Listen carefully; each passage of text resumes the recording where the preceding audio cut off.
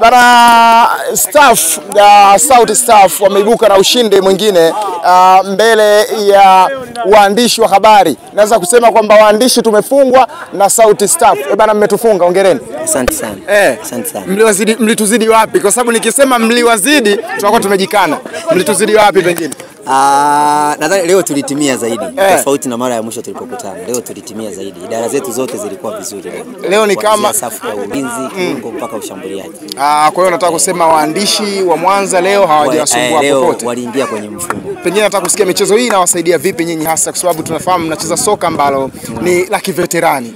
Kwa kweli inatusaidia kama unavyofahamu mazoezi ni afya. Kwa hiyo inatusaidia kulinda afya zetu dhidi ya maradhi nyemelezi ambayo wakati mwingine hayana ulazima. Sasa kuna wenzetu pia wana matatizo kama pressure nini, kwa hiyo angalau kimbia anakuwa anahimili matatizo kama haya. Bana Sauti staff umeonekana kama mna train kwa muda mrefu, mna ratiba kabisa rasmi ya kufanya mazoezi mara kadhaa na mara zote mnapokutana?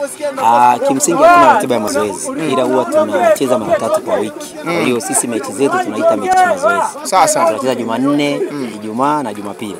Kwa hiyo tunaweza tukasema tunafanya mazoezi kupitia mechi. Ndio maana tunaona fitness yetu sasa hivi tofauti na tulivyotuona mara ya mwisho. Bana nitamtafuta mshikaji wako Moses William niongee naye. Atakuwa tayari kweli. Atakuwa tayari kusikia. Na hisi angekuwa karibu hapa ningemuita mshikaji wako Moses William mzungumze na nyinyi wenyewe. Muulize naye swali unauliza mara ya mwisho kwamba ni wapi ambapo anahisi tuliwamudu. Kamuulize. Nikamuulize. Basi ila shida nitamuuliza na majibu nitakupatia. Basi pamoja sana. Asante sana. Bana huyu alikuwa ni KDB Bernard Msalaba akitupatia 1 2 3. Amesema tumtafute Moses William. Hongera kwa kukipiga siku leo, lakini sisi kama waandishi wa habari tumepoteza. Bana tatizo lilikuwa wapi sasa leo? Hakuna tatizo.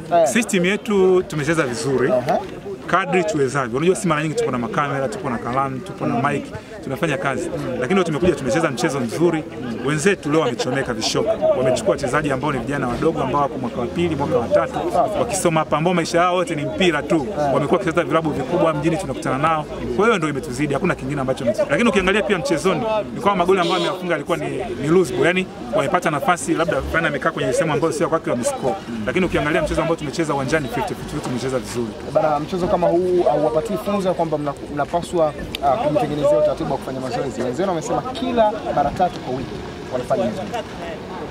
Siwezi nikasema moja kwa moja kwamba sisi tutafanya mazoezi ya pamoja kwa sababu unajua sisi ni waandishi wa habari. Mara nyingi watu wako kwenye uchambuzi, wapo kwenye nini, lakini watu tunaambiana kwamba tunapokuwa nyumbani wao tufanye mazoezi na tutunze yale mazoezi.